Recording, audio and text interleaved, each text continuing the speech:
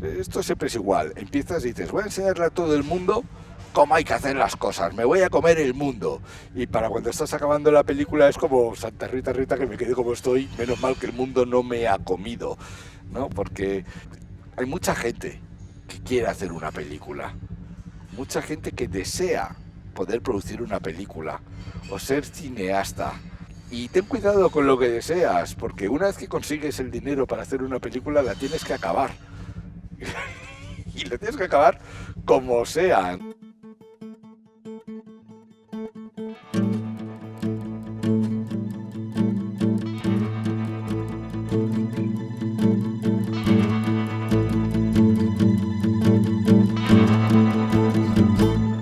Su atención, por favor. Mi nombre es Roger Casas Alatriste y en este podcast conversaré con personas expertas en el mundo de la economía de la atención, ya sean creadores, curadores o consumidores de contenidos.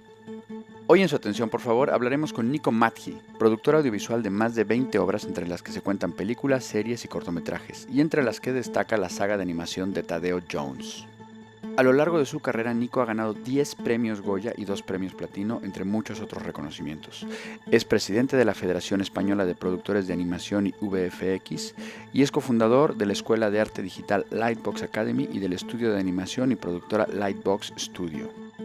Con Nico hablaremos de todos los trabajos que implican el hacer una película de animación, del hándicap que puede significar el crecer en un entorno intelectual y de lo complicado que puede ser centrarse en los proyectos más importantes cuando hay muchas distracciones disfrazadas de oportunidades.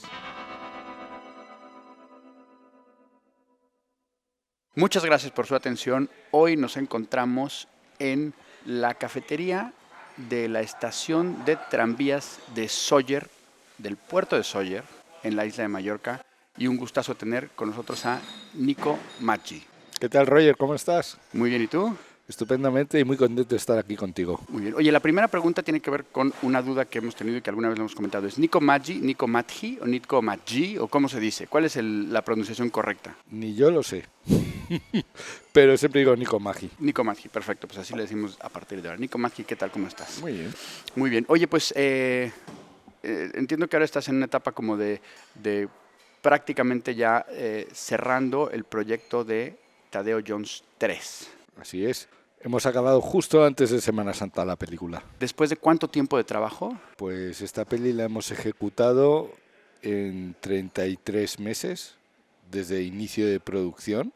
Todavía nos quedan 2 meses más de trabajo, 2 meses y medio con el material de promoción de la película. Y a eso tienes que sumarle aproximadamente 10 meses previos de escritura de guión. O sea, haciendo un redondeo, casi 4 años de trabajo. Sí. Que se van a acabar, digamos, destilando en 90 minutos de animación. 85. 85 minutos, que hay una gran diferencia entre 85 y 90 minutos de animación. No teníamos dinero para hacer 90. 85 minutos de animación, nivel top. Un buen nivel, el mejor que hemos podido dar. Muy bien. Es tremendo, ¿no? O sea, tanto trabajo, tantos meses de trabajo para un momento que son menos de 100 minutos. Tiene que ser tremendo, ¿no? Dimensionar eso. Es lo que venimos haciendo desde nuestra primera película y las tenemos muy medidas. Y realmente hay un ejercicio que hace el director, fundamentalmente, que es condensar las 100 páginas de guión para que te quepan en 85 minutos. Y tenemos que renunciar a muchísimas cosas para poder meter la película en los 85 minutos. Es un ejercicio complicado, porque tienes el guión que es tu guía, lo que tiene que ocurrir, pero no es realmente un minuto o una página. Y a veces tienes que renunciar a escenas. En todas las películas que hemos hecho hemos tenido que renunciar a metraje, de lo que había en guión, y pegar grandes tajos porque no llegábamos en tiempo a acabar la película y por tanto no llegábamos en presupuesto.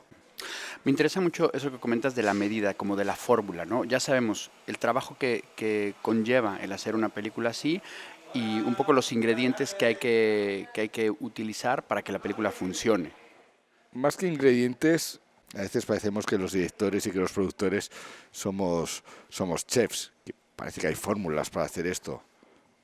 Yo no creo en ellas, no creo en las fórmulas para hacer una película porque he crecido así.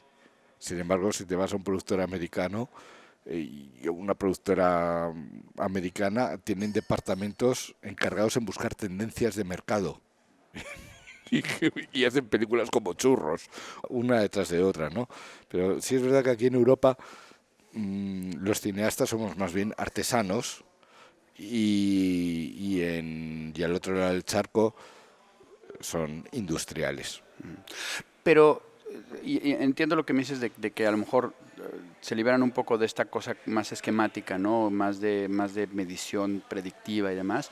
Pero sí hay determinadas cosas que dices, oye, tiene que haber un gag cada X tiempo, tiene que haber una cierta temática, tiene que haber cosas, porque además no se nos olvide que estas películas tienen un público primordialmente infantil, que eso es tremendo también, ¿no? 85 minutos de atención de un público de entre qué edad y qué edad. A mí me gusta decir de 5 a 99, porque considero que las hago para todos los públicos y es verdad que si los niños tienen menos de 5 años, a lo mejor algunas veces les intimida el cine en general por el sonido.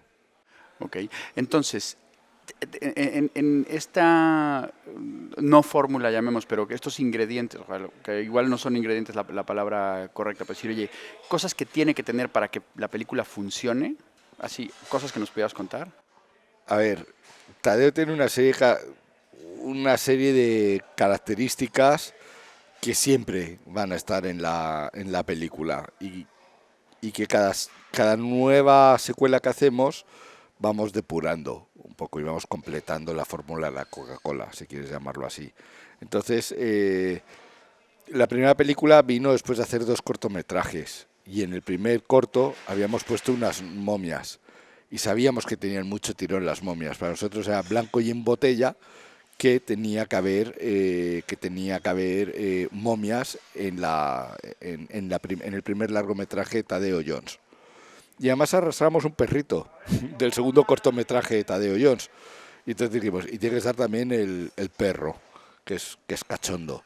Y eso es lo que sabíamos cuando hicimos Tadeo Jones, las aventuras de Tadeo Jones, la primera película. Haciéndolas pensamos en su momento, pues si vamos a poner una momia que no sea egipcia, que porque todas las momias son egipcias, algo más exótico.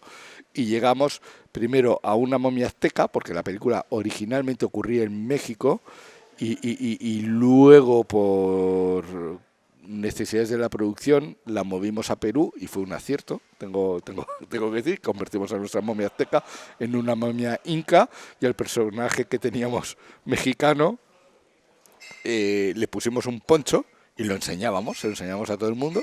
La gente de Perú decía, ese no es peruano, ese es mexicano. Dije, ¿pero por qué lo sabéis? Decía, porque en Perú nadie lleva bigote. Y entonces Pequeño detalle. Tuvimos que cambiarle la cabeza, ¿no? Y haciendo aquella película pensamos, ¿esto qué es? Y yo decía, bueno, Tadeo Jones es lo mismo que Super López a Superman, pero con las películas de Indiana Jones, y lo que es Shrek a los cuentos clásicos. Esto tiene que ser el espíritu de Tadeo Jones. Y entonces se me ocurrió que podía ser cachondo también hacer un contraste de Lara Croft, súper tecnológica y moderna, con Indiana Jones. Y así surgió el personaje de Sarah Labroff, fundamentalmente. Y con esas ideas en la cabeza, hicimos la primera película. Y además estaba todo el rollo de Odysseus, de Odyssey, los cazadores de tesoros, y decidimos jugar a favor. Estos iban a ser nuestros nazis. Eso en Tadeo Jones 1. Cuando hicimos Tadeo Jones 2, El secreto del rey Midas, después de que Tadeo Jones 1 fuera un pelotazo que no veas, pues había una serie de elementos que sabíamos que teníamos que mantener. O sea, sabíamos que teníamos que volver a tener a la momia, que había sido un pelotazo y había gustado mucho. Sara tenía que estar. Jeff y Belzoni, el loro mudo, tenían que estar. Y luego, en todo el primer Tadeo, teníamos unas pinzas suizas made in China que le vendía a Freddy, un vendedor de cachivaches que le acompañaba en la película. Y entonces dije, Tadeo, tiene que tener un objeto inútil. Necesitamos un objeto inútil en esta película como complemento que haga gracia, ¿no? Y no lo encontrábamos, y de repente, pensando en el objeto inútil que podía acompañar a Tadeo Jones, me fui a ver el Capitán América y tuve la visión. Dije, joder, el escudo del Capitán América puede ser una paellera directamente. Y metimos, como pudimos, en el guión de la película, una paellera, no se sabe ni cómo, y lo metimos, pero ya estábamos en producción, o sea, fue como una revelación. Y le dije a Enrique, Tadeo tiene que solucionar el gran enfrentamiento final, imagínate, con la paellera. Imagínate que rebota los rayos del malo del Rey Midas con la paellera. ¡Oh, eso es buenísimo! No sé qué, no sé cuántos. O que lo lanza. Y ese fue el objeto inútil de Tadeo Jones 2. Y luego, claro, cuando hicimos Tadeo Jones 1, las aventuras de Tadeo Jones, que yo siempre la llamo Tadeo Jones 1, me olvido de los cortos, yo me había quedado con las ganas de que Tadeo fuera de aquí, de España, porque es de Chicago. Lo hemos puesto en Chicago, pues en su momento pensamos que así haríamos la película más internacional. Y entonces estaba claro que en un Tadeo Jones 2, para que fuera más exitosa que la primera, teníamos que jugar el partido en nuestra cancha. Y trajimos a Tadeo a Granada, que fue un aciertazo. Ya nos encontramos haciendo Tadeo Jones 3, que ha sido un buen quebradero de cabeza. Decir, ¿qué hacemos para dar más? Pero ya entiendo que hay muchas cosas que ya las tienen, como dices, aunque no tienen Big Data o a lo mejor ni tecnología predictiva, pero ya sabes cómo forman parte de la fórmula del éxito, ¿no? A mí me gustaría irme 2 páginas más para atrás y decir, porque ahora ya la animación en España, yo creo que está bastante bien consolidada y hay mucho potencial y se están haciendo cosas muy buenas, pero hace 10, 15 años igual no lo era tanto, ¿no? ¿Por qué te metiste en este fregado? Yo me metí porque detecté un hueco en el mercado, única y exclusivamente. Mi padre es guionista y director y productor. Yo quería dedicarme a esto. Mi madre trabajaba en la tele y un día, pensando en qué podía hacer, qué tipo de producto podía hacer, llegué a la conclusión de que había que hacer animación, porque la animación viaja por todo el mundo, no tienes problemas de reparto caro porque se dobla en cada país, y podíamos poner trenes, portaaviones, lo que nos diera la gana en una película de dibujos animados. Así que en cierta medida no tenías grandes problemas de presupuesto, más allá de que hacer una película de animación siempre es más cara que hacer una película de imagen real. Y por ahí me andaba la cabeza cuando tuve la suerte de conocer a Enrique Gato. Y entonces yo tenía la mentalidad de productor, él tenía el conocimiento de animador, los dos amábamos profundamente a Super López y nos inventamos, Enrique se inventó Tadeo y yo lo vi al vuelo. Buenísimo. Y el resto es historia, como dirían, ¿no? Bueno, lo estamos haciendo todavía. Muy bien, muy bien. Oye, me contabas el otro día porque hablabas ahora un poco de tu entorno familiar y de tu padre guionista y demás, que esto en cierta forma dices, oye, pues, puede ser una ayuda, pero también puede significar un hándicap, ¿no? Sí, pero a ver, ¿cómo explico esto? Antiguamente, lo dicen en La Princesa Prometida, el abuelo se le acerca al niño y le dice: los libros eran mis películas cuando yo era niño y no teníamos televisión. Yo vengo de una generación que crecimos con vídeo. Yo tuve un vídeo en mi casa en 1981, ya tenía un vídeo. Vídeo que costaba un ojo en la cara, pero que era un beta. Un Betamax, un Sony C7. Yo podría seguir teniendo un beta hoy en día. Sí, y además con películas. Pero mi padre no lo tuvo. Y además mi padre traía a sus amigos a casa. Un ambiente intelectual de cineastas cuya inspiración y referencia era la Nouvelle Vague francesa, fundamentalmente, y que se lo habían leído todo. Eran unos eruditos, o sea, todos se habían leído todo, o sea, todos habían leído a Faulkner, todos habían leído a Scott Fitzgerald, todos se sabían todo de Hemingway, se habían leído absolutamente todo lo que había que leer en aquella época, se lo habían leído todo directamente. Y hacían películas como podían, en cooperativa muchas veces. Y un tema recurrente que escuchaba en mi casa, en tertulias o en comidas con otros guionistas, con otros cineastas, siempre era, me voy a acordar toda la vida, eran lo que criticaban los gags fáciles o las trampas al espectador para que caiga. Y era como, claro, joder, es que si pones a un niño y dices que es huerfanito y ves cómo muere su madre al principio de la película porque la matas, ¿cómo no vas a empatizar con él? Pero eso es barato, y es como que había que rizar el rizo en cada cosa que escribías o decías. Y durante mucho tiempo, pues es que no, joder, no sabía qué es lo que buscaban ni lo que queríamos contar, pero era como, si algo era como muy obvio, no lo podías hacer. Pero no es verdad. Lo obvio funciona. Lo sorprendente pero inevitable funciona. Los pedos siguen haciendo que la gente se escojone en un cine de la risa. Una caída con humor se sigue partiendo la caja a la gente de la risa, y hay una serie de recursos del mundo de la comedia que siempre han estado ahí, que no han dejado de funcionar nunca y que no hay que tener complejos en usarlos. Porque también hay que saber hacerlos bien. Ejecutarlos bien. Claro. Pues ya sabes, lo más difícil de este negocio es la delgadísima línea que hay entre el éxito y el fracaso, porque una escena funciona unas veces y otras no, simplemente dándole unos cuantos más de frames o dándole unos cuantos menos de frames. El efecto en el espectador puede cambiar totalmente. Y es que no es fácil, se toman tantas decisiones cuando haces un largometraje que es fácil equivocarse. Oye, y la sensación esa de estar en una sala de cine, luces apagadas, ver la película que has producido y ver que niños y adultos están partiendo la caja, como dices, tiene que ser maravilloso, ¿no? Pues es sorprendente. De hecho, es que me ha ocurrido en todo lo que he hecho en mi vida. Escenas en las que pensaba que la gente se iba a reír, no se reía. Y donde no esperabas que se iban a reír, se ríen.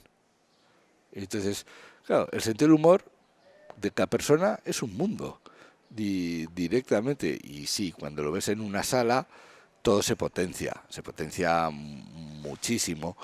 Pero yo la única pista que tengo aquí de cómo hay que hacer las películas es que te funcionen a ti. Y si te funcionan a ti, no seas el tío tan raro del mundo a que solo le funcionan a ti directamente. Y creo que hay que intentar poner muchas bromas en una película como Tadeo para que la estés viendo todo el rato con una sonrisa. Es una cosa en la que creo. Y si haces una gran carcajada, o tienes un gag que es una gran carcajada, automáticamente no puedes poner otra más grande a continuación. Tienes que dejar espacio para que la gente se recupere antes de volver a dar. Y eso lo tienes que dosificar. Y luego, bueno, pues están los directores en las películas, y los directores, pues algunas veces los hay que quieren hacerte una película como Aterriza como puedas, que es gag tras gag tras gag tras gag, y hay otros que prefieren dosificarlos o ponértelos sutilmente para que los cojas, ¿no? Entonces es el negocio, el arte de hacer películas. Oye, y hablando de ese arte para hacer películas y hablando de ritmos, este es un ritmo, digamos, un ritmo, el corto, el de la ejecución, el de la proyección de la película, pero hay un ritmo mucho más largo, y me regreso otra vez a la producción de las pelis, que es los 4 años de producción más el tiempo de vida de distribución de la película, que son proyectos que al final de cuentas son de 6 años, ¿no? 6, 7 años. Y mi pregunta es, ¿cómo le haces tú para mantener esa tensión tuya como productor y del equipo en un proceso tan largo que es un proyecto? Bueno, pues fundamentalmente cuando arrancamos es lo que nos da de comer y lo haces con mucha ilusión. Y cuando te dicen, y tienes que tener más éxito, o cuando empiezas, esto siempre es igual. Empiezas y dices, voy a enseñarle a todo el mundo cómo hay que hacer las cosas, me voy a comer el mundo. Y para cuando estás acabando la película es como Santa Rita, Rita, que me quedé como estoy, menos mal que el mundo no me ha comido, ¿no? Porque hay mucha gente que quiere hacer una película, mucha gente que desea poder producir una película o ser cineasta. Y ten cuidado con lo que deseas, porque una vez que consigues el dinero para hacer una película, la tienes que acabar. Y la tienes que acabar como sea. No puedes irle a tus inversores y decir, oye, que me he rajado, que... No puedes ir a pedir más dinero, punto número 1, porque no te lo dan. Y punto número 2, tampoco vale rajarse y bajarse el tren. Me ha salido otro proyecto. Exactamente, entonces te estás casando con algo y tienes que acabarlo y tienes que hacerlo lo mejor que puedas, siempre.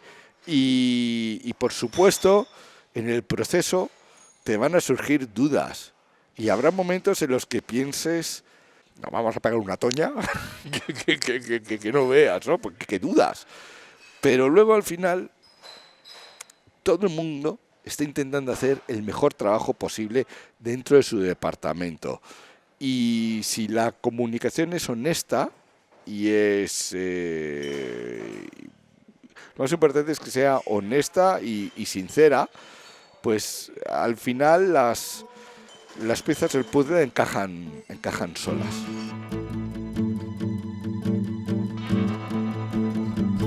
Ya cerrando el ciclo de preguntas de productor de contenidos, ¿como cuánta gente puede trabajar en un proyecto como un Tadeo? Pues 120 personas haciendo la imagen CGI, simplemente haciendo la imagen CGI. Solamente. Más el equipo más habitual de una película. Los guionistas, los equipos de producción en las oficinas, los sonidistas, los músicos. Hay 85 músicos en Tadeo, ¿eh? Nada más. Qué barbaridad. Oye, ahora, Nico, como consumidor de contenidos, cuéntanos un poco cómo, o sea, dentro de toda la oferta de contenidos que hay, ¿cómo encuentras contenidos interesantes? ¿Cuáles son tus fuentes? Mi fuente fundamental suele ser gente de la que me fío. Porque es tal la avalancha de contenidos que hay ahora mismo y tal coñazo tener que elegir. En un Movistar o en un Spotify o en un Apple, en una tienda Apple, es desbordante. Entonces, fundamentalmente, mis influencers es gente en cuyo criterio confío.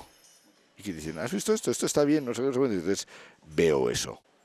Y luego estamos en este momento en el que estamos como mutando un poco de fuentes y de influencias que tú decías, ¿no? A ti que te gustan mucho los coches, me decías que ahora ya las revistas de los coches están desapareciendo y que ahora te tienes que fumar unos videos de influencers que te hacen un review de un coche en 20 minutos en YouTube. Bueno, es que lo que ha ocurrido, efectivamente, es que las editoriales han pasado a ser empresas de contenido multimedia y que empiezan colgando los artículos, pues las pruebas de coches, en vídeos en YouTube, ¿no? Y luego han derivado a hacer podcasts también y historias, pero es desesperante. O sea, para mí es desesperante que todos los vídeos que encuentro, porque el logaritmo de YouTube, por lo que sea, lo maximiza, o sea, joder, por amor de Dios, tío, de verdad es que, o sea, ves ahí coches.net,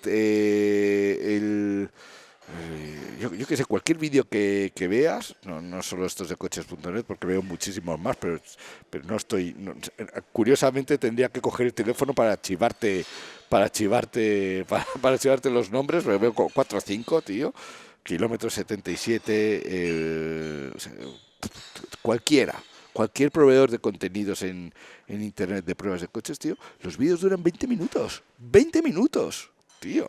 Y lo que es peor es que te los ves en un periquete, se te han ido 20 minutos de tu vida, luego quieres ver otro y se te van otros 20 minutos y luego ves otro y has perdido 1 hora y media.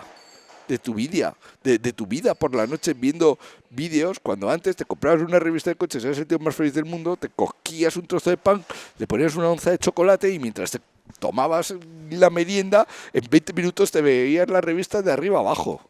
Y era un planazo, pero te llevaba 20 minutos y ahora cualquier cosa que quieras curiosear, 20 minutos prestando atención a eso para que digan lo mismo que el otro vídeo de 20 minutos de otro tío y lo mismo porque además parece que todo el mundo se pone de acuerdo, macho, para contar las mismas cosas. Es como que les llegan los fabricantes con una nota de esto es lo que hace este coche diferente, es que usa el chasis CFA, que es el primero que hemos diseñado para coches eléctricos, no sé qué, no sé cuántos, y conseguimos una torsión de no sé cuántos grados superior, no sé cuánto, y nadie te cuenta cómo es vivir con ese coche. Nadie te cuenta, por ejemplo, que un Tesla es un coche bastante incómodo. Todo el mundo dice, ¿cómo mola el Tesla? Que la autonomía es la bomba, pero nadie te cuenta que te puedes marear en que el es asiento incómodo trasero. y que te mareas en el asiento de atrás. Oye, Nico, ya casi para enfilar, dirigirnos hacia el final de la entrevista, en términos generales, ¿en dónde está tu atención? Mi atención ahora mismo está en un proceso de concentración, fundamentalmente. Es decir, tengo 3 proyectos ahora mismo que me apetecen muchísimo hacer y estoy intentando espantar todo lo que me distrae alrededor de esos proyectos para concentrarme en lo que de verdad quiero hacer los próximos 5 años de mi vida. Pues hay que apuntarlos ahí en una super pizarra, ¿no? Y Que no se te olvide ni que no se te cruce nada y buscarlos, y porque lo más complicado del desarrollo, del infierno del desarrollo de las ideas de las productoras, es que puedes perder el foco. ya. No, por eso te decía lo de esos ciclos tan a veces alargados, ¿no? Decir, a ver, te pueden llevar por muchos caminos que a lo mejor dices, oye, no, espérate, donde quiero llegar, ir es aquí, ¿no? Sí. Bueno, y ya por último, ¿a quién me recomendarías para entrevistar en el podcast de Su Atención, por favor? Yo creo que hay dos personas, se me ocurren 3 personas ahora mismo por distintos motivos que pueden ser bastante interesantes. Uno sería Rodrigo Blas. Rodrigo Blas es una persona que, un director de cine español de CGI, que ha hecho Trollhunters conjunto con Guillermo del Toro. Es un tío interesante a quien entrevistar. Otro que también puede ser bastante curioso para entrevistar es el propio Enrique Gato, que es el tío más centrado, con la cabeza más enfocada que vas a conocer en tu vida. Qué buena falta ¿no? nos hace. Sí. Nico, pues muchísimas gracias. Ha sido un placer tenerte aquí en Su Atención, por favor. Muy bien, pues encantado y tantas veces haga falta. Gracias. Y a todas las personas que nos están escuchando, primero, disculpar todos estos ruidos, pero la verdad es que estamos en un lugar, probablemente el lugar más pintoresco en el que hayamos hecho una entrevista. Para Su Atención, por favor. Ya les subiré alguna foto porque es como un viaje en el tiempo. Y sin más, muchísimas gracias por su atención. Esto ha sido Su Atención, por favor, el podcast que reúne a los mayores expertos en el mundo de la economía de la atención. Si quieres saber más de este proyecto transmedia, sigue las redes sociales del Cañonazo: LinkedIn, Instagram, Facebook o Twitter. Este podcast, Powered by El Cañonazo, ha sido posible gracias a Director de producción, Manfredi Giannoni. producción, redacción y comunicación, Marisa Mañanos. Tema musical, Iván Raimores y Roger Casasalatriste. Diseño de audio y postproducción, Landho Audiovisual Solutions. Diseño gráfico, Carlos López Lumbreras. Idea original y dirección, Roger Casasalatriste. Y como siempre, Gracias por su atención.